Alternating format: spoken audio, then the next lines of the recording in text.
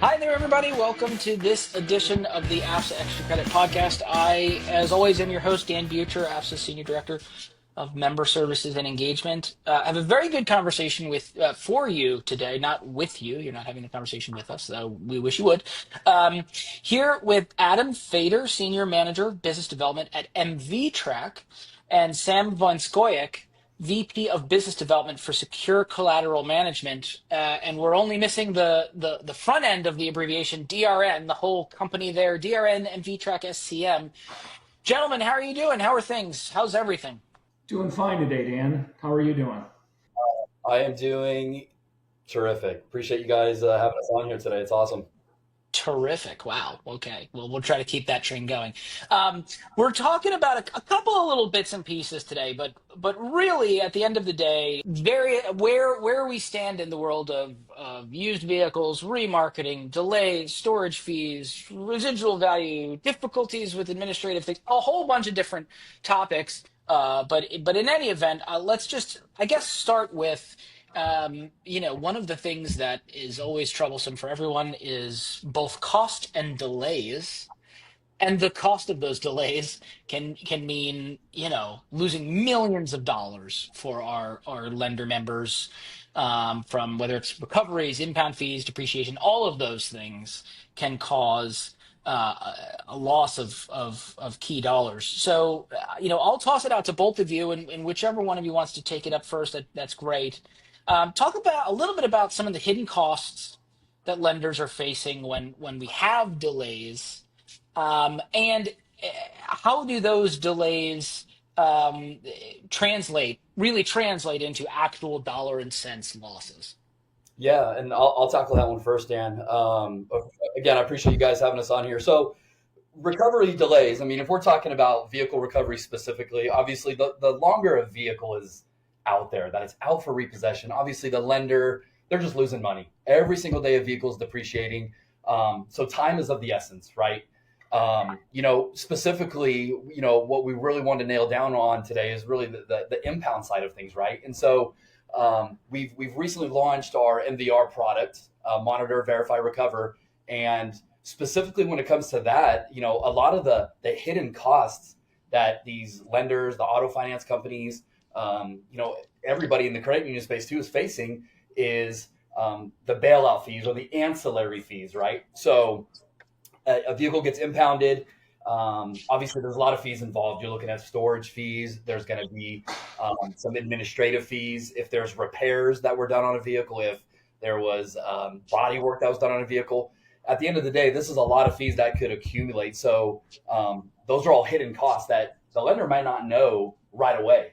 Right. So, again, but every day a vehicle is just sitting somewhere, whether it's an impound yard or just sitting somewhere, it's losing its value and it's depreciating. But then if it's at the impound, it's also accruing all these fees as well.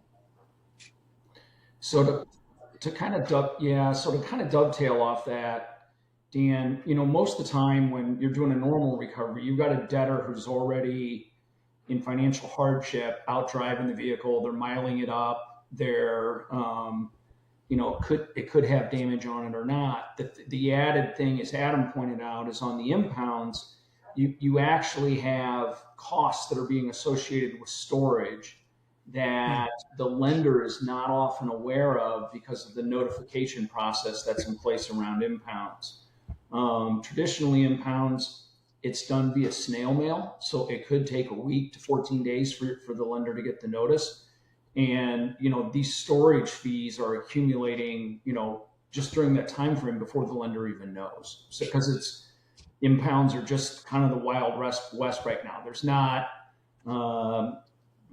there's really not a lot of regulation around, what that notice piece looks like. So. Yeah, no, that's a good point. You've very kindly shared some notes here with me, and there were two things that really stuck out to me on the impound part. One, first it says impound fees $30 to $100 a day. You're already talking about the stat you just gave. I mean, you're really already talking about almost $1,000 just before the lender even might know about it, right? Yeah, that's true, because the way it works now is the impound lots are required to notify the lender, and that's, as I said, that's done via mail, and there's Right. no, so it's subject to, if you think about it, you've got a bunch of notices that are coming in that have to be manually reviewed to identify cars that are already, that are in need of the lender's attention. And so it's, we've had lenders that get as many, as several thousand of these in a day that they have to sort. Right. So there's a lot of effort that goes into just identifying the cars. Adam, do you have anything else you want to add on that?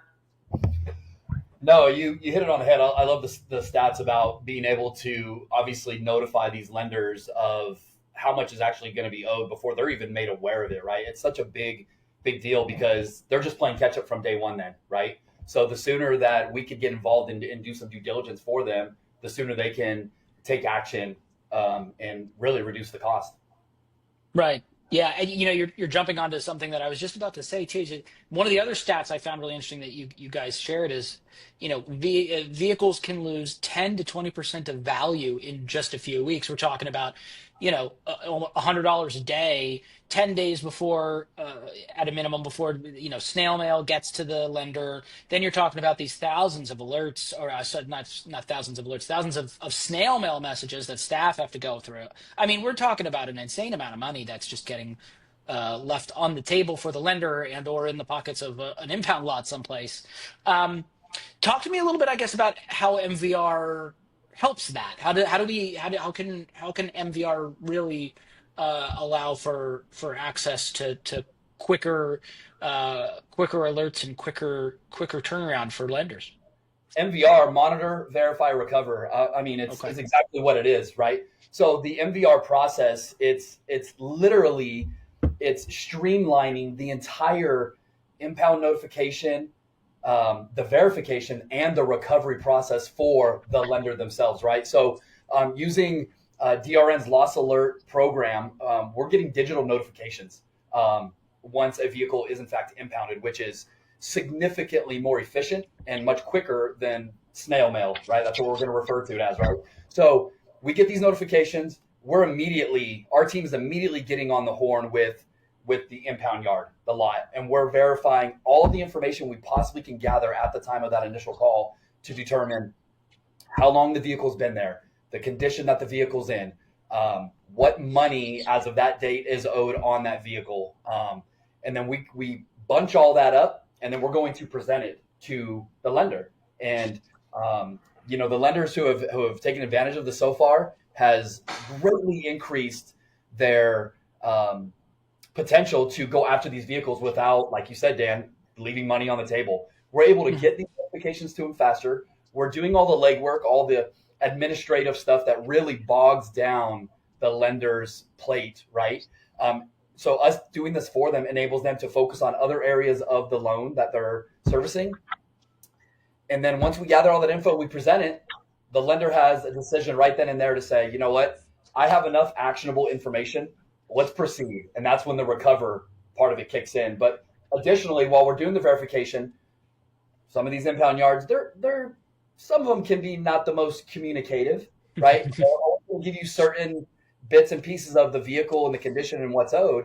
So we can take it a step further, and we actually have an appraisal process that we can do at the same time, where we will actually do a 13-page, 50-point inspection of a vehicle, giving the lender absolutely as much info as they possibly can get on the value of the vehicle.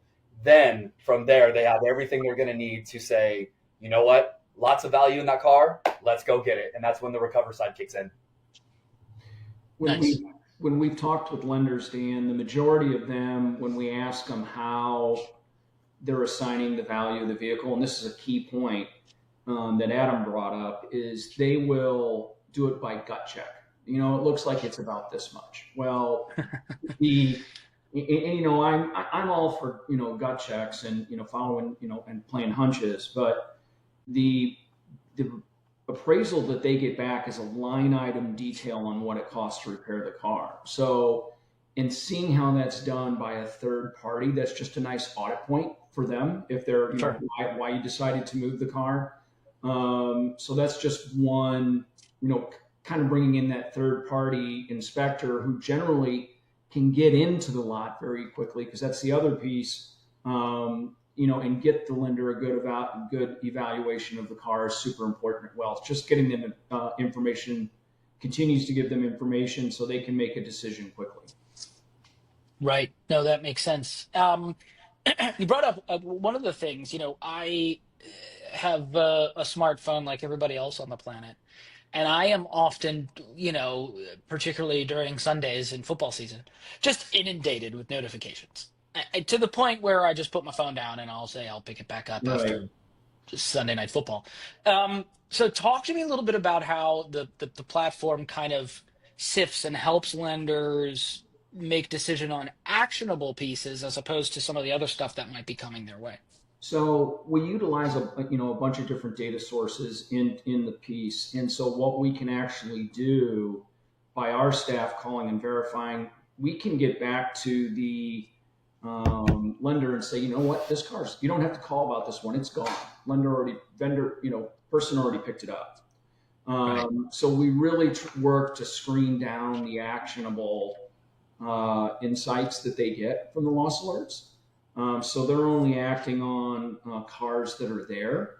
And it allows them to really do two things. One, they can go get the car. We've been talking pretty heavily about that. But two, some of our credit union partners will actually use that as a member outreach to kind of reach out and say, hey, saw, it's Sam from, your friendly neighborhood credit union. Got an alert on this, just wanted to make sure you're okay. And the credit unions just take that little extra step, if you will. Sure.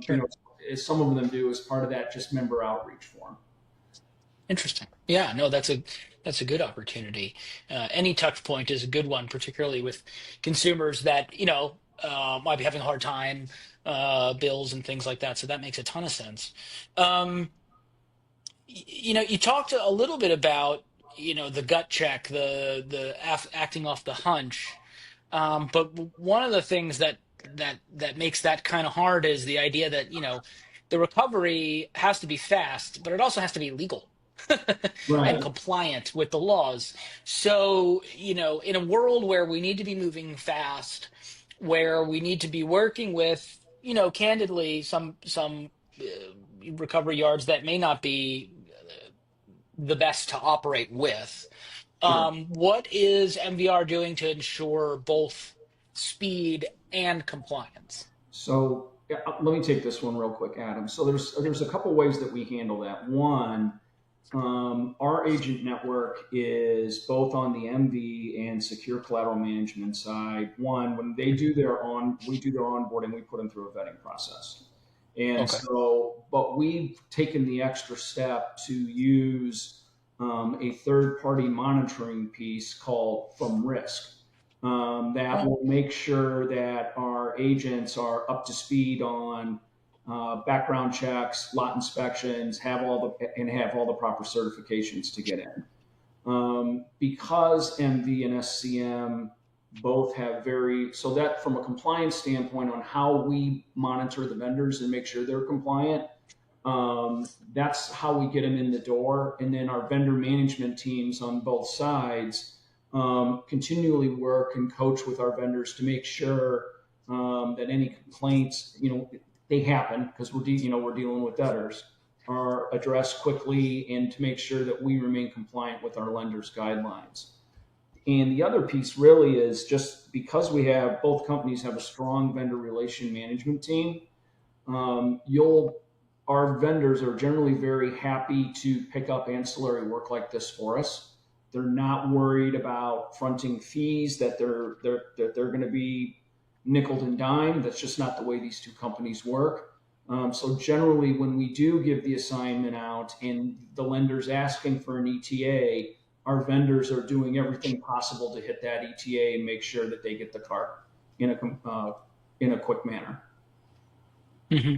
Yeah, illustrating the importance of working with business partners and vendors that have an expertise in what they're doing, I'm sorry. Let me go to Adam first too. Adam, did you want to add on to anything here before I pitch another question? Yeah. So speaking of vendors, real quick too, I want to put it out there that aside from the thorough due diligence and the vetting process that all these vendors go through, it's also and Sam, just like me, we've been in this industry for a while, and we know a lot of different sides of the industry, from vendor management to operations and client facing.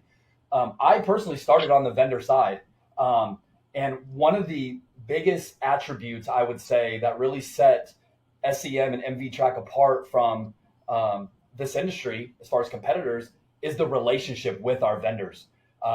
We have always been from day one very pro agent. So the auto repo, the impound world, it's very difficult. Not only is it difficult from our perspective, but from an agent perspective, it is an increasingly dangerous and risky job that really does take a professional mindset. We take all of that into consideration. And the reason why I'm bringing this up is because we pride ourselves on working with the best, the most compliant, the most professional. And agents know when they're getting assignments, whether it be a recovery or an impound from SCM, from MVTRAC, they know that we are putting them in the best position to be the most successful in retrieving the collateral. So at the end of the day, we could have the most compliant, we could have the most professional, we could have the most this and that, but it's really the relationship that we bring to the table with our vendors that really helps us be just an overall successful unit. We can't do it without them, and vice versa. So I want to put that out there since we're talking about vendors. No, definitely. I appreciate that. And you're illustrating another point again, which is the importance of working with vendors that are good at what they do. There are a lot of lenders out there that will send staff or resources, their own resources, out to do this kind of thing. I can't imagine that's terribly effective in many ways, and it's got to be horribly manual. So, what kind of processes are in place to help relieve that strain on resources? And then, the ancillary question to that is that provides a lot of perhaps additional staff that can do other things. I would imagine that might make the company a little bit more money. So talk a little bit about that aspect as well. So we pride ourselves on being a one-stop shop, basically, right? So from the moment that the lender has a account that's going towards that collection phase, right? The DRN team is engaged. They're working with the lender to essentially help them get in contact with their customer or debtor, right? From there, it moves over to the recovery side, the repossession side of it, right? And on the MVTRAC side, we handle all of the live recovery through our LPR program with the license plate scans. If we have to go a step further, the SCM team is absolutely the best when it comes to the skip tracing world and digging deeper into those harder to find accounts where they have to get into the trenches, and then all the way through remarketing, logistics, liquidation of the vehicle, the whole nine. So we have absolutely automated the entire process from the minute DRN receives an assignment through MVTRAC, through SCM, and so on and so forth. We have several integrations and APIs with industry platforms that really streamline the account process, the account management process. We do, like I said, with the MVR stuff, we handle all of the administrative, all the difficult conversations with customers, everything in between. We take that off the lender's plate. So like you mentioned, Dan, it's freeing up a lot of bandwidth with the lenders to where they're not just focused on their collectors on a very specific number of accounts that they have to work. We're able to take a lot of that off their plate so they can stretch their reach a little bit and touch more accounts and give the members the attention they deserve on making phone calls. So having that transparency and that line of communication plus the automation with the APIs that we have has really streamlined the entire account management process for the lender. Mm-hmm. Sam, anything from you on that? No, I think Adam hit it very, very well. It's just really we're just working with the automation that we have in place, and then working in parallel with the lender's process. We're just able to free up resources from them and just get this account taken care of as quickly as they can. That allows them to focus resources elsewhere. Right. And so let's turn then to the other end of the fee discussion. You're dealing with 50 different states, however many different laws and regulations, all sorts of fees. I mean, why is it? Why is there no, or what is the difficulty with fees in terms of transparency in the recovery world? And obviously lenders are getting caught off guard by these things. So what is the DRN MVTRAC SCM umbrella? How does that help those prevent those hidden fees, those extra fees that always seem to crop up and start to really mess around with the value of the vehicle and the end stage? Yeah, I think at the end of the day, it's, every state's different. We see that on the origination and the collection side. And where it's really amplified on the impound piece is there's just very few regulations around it. So what we have the ability to do is when we're calling, we can negotiate fees on the lender's behalf to make sure that the lender, the fees are as low as we can get them when we do turn the package over to the lender. And the other piece is by us constantly talking with these impound yards, they also know that we're a solid source of money and we're not going to yank them around. We're going to show up, give them the check, get the car, and get the heck out of there. Yeah. So it's just, with that daily interaction, we gain a little insight on to what those yards are like. And, we deal with these people all day long. So, we have a good understanding of what the market and what it looks like. Yeah. And, Sure. and a lot, I'm going to piggyback off that real quick too, Sam, is all of our lender partners. I mean, I'm very confident that if you were to interview every single one of them, they would probably have the same common denominator when referring to the DRN MV SCM family, and it's transparency. We are all about the open lines of communication. It's just like anything, whether it's a conversation with a buddy or a relationship you're in, the communication, if it's just not at a certain level, it just tends to open up situations that you don't want to be involved in, right? And that's when, Dan, you mentioned the hidden fees and stuff. That's where things kind of fall through the cracks. So we are all about full transparency, open lines of communication, especially when it comes to the services and the fees. And I think that's one area our lenders absolutely just love about working with our individual teams too. So as we start to kind of wrap up here, one of the things we always like to do here is look toward the future. Once again, you provided me with an awesome stat from which to launch, so I appreciate that. So you have here 18,000 accidents, 2,000 thefts, and 55,000 tows daily. That's a bonkers amount of activity and information. So you got to start talking about automation, integration of all that data. How does MVR do that now? And then tell me a little bit down the road, what does the future look like for asset recovery and things like that, including, if you're willing to mention it, a little bit about AI and maybe a role that plays as well. So right now it's, as we're getting this off the ground, it's really a concert of efforts between the lender and, the team at SCM and DRN. We are in the process of bringing on a new data source, which is actually giving us an AI capability to call the yards and really start streamlining the course from that, streamlining that conversation. The nice piece is it will be configurable by lender. So it'll basically follow their playbook. So it limits their compliance exposure. Haven't seen that press release coming out here pretty quickly, Dan. So you heard it here first. Congratulations on breaking news. But that's, I think that we'll constantly be looking to, get this as streamlined as we can for our customers while remaining as compliant as we can.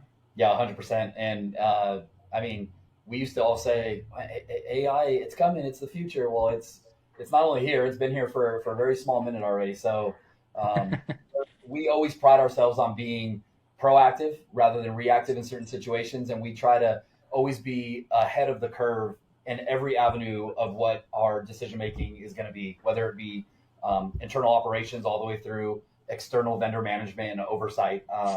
We always look 5 steps ahead to determine what the trends are showing so we could be ahead of that curve. which is good too, right? Because it not only helps us, it helps our lender partners and all of our vendor partners as well. Excellent. Excellent. So Sam, any final thoughts from you on this topic before we go about our days?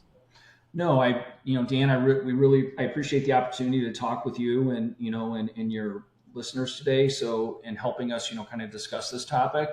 Thank you so much for giving us this opportunity. And if anybody has any questions, please, feel free to reach out to myself or Adam, and we'd be happy to discuss this with you more. Excellent. Adam, how about you? Any final thoughts? Yeah, 100%. Like I mentioned before, full transparency. Sam and I specifically are open books. Anybody who's ever talked to us, I mean, it's probably difficult to get us to keep our mouths closed when we get going. So again, we appreciate this opportunity. Always appreciate the partnership, and we look forward to doing more extra credit podcasts in the future. Absolutely. Well, Adam and Sam with DRN MVTRAC SCM, thanks so much for joining us here on the Extra Credit Podcast. Thank you. Our pleasure. Appreciate it. Thanks for listening to the AFSA Extra Credit Podcast. To learn more about our guests today, check out the show notes wherever you get podcasts or at afsaonline.org/podcast.